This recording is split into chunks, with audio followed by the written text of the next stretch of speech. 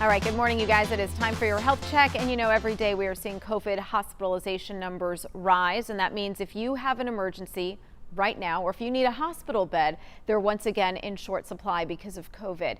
Midweek, there were more than 2,500 COVID patients in DFW hospitals. The state says 14 of its 22 hospital regions have 10 or fewer adult ICU beds available. And the DFW Hospital Council reported only 74 in our entire region. And by the way, there were 66 pediatric beds as of Wednesday. The Hospital Council says things could get worse before they get better. I'm joined now by Stephen Love, President and CEO of the Dallas-Fort Worth Hospital Council. Thanks so much for joining us this morning.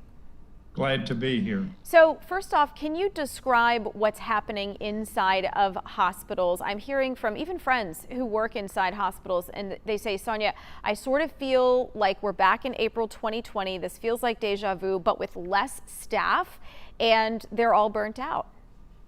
You know, it's a great description.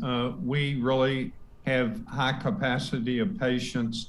We have less staff, and as a result, we really have it very tight. And you mentioned earlier, we have 74 ICU beds in a 19 county area available for adults, and really only 2 ICU beds available for pediatrics. Our staff is tired, they're fatigued. It's much worse than it was previously.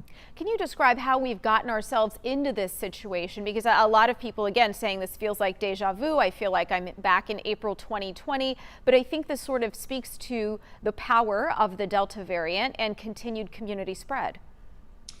Absolutely. I would give 2 reasons as to why we're where we're at. One, the Delta variant. It's so contagious. One person can infect 8 people, whereas before 1 person could infect 2 to 2.5. Candidly, the other reason, we got 50% roughly of people that are not vaccinated. The people in our hospitals, for the most part, are unvaccinated. Stephen, can you explain what it's going to take? Because I know more people are getting vaccinated. We've seen the numbers increase. At what point will we see a change, a shift? At what point will that make a difference in sort of our community and our region, really? Well, it's 2 things I hope will make a difference. I hope people will watch reports like what you're doing and realize how serious this Delta variant is. Look at the risk benefit of a vaccine and go ahead and get vaccinated.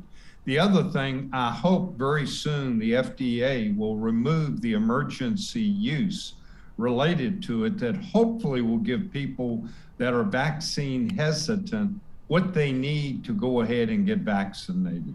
We have just a couple seconds left, but I got to ask you, what happens when not everyone across the board is on the same page about these mask mandates? We've got some people wearing them, some people not. We travel within the region, right? And also outside of the region. Yeah, that's problematic. And, you know, we don't get into politics at the hospitals, but if you look at the American Academy of Pediatrics, they strongly recommend you wear a mask. You know, if you look at the CDC guidance. So I would recommend people follow the science, wear the mask, and let's let the public health policy prevail. Stephen Love with the DFW Hospital Council, thanks so much for your time this morning. Thank you.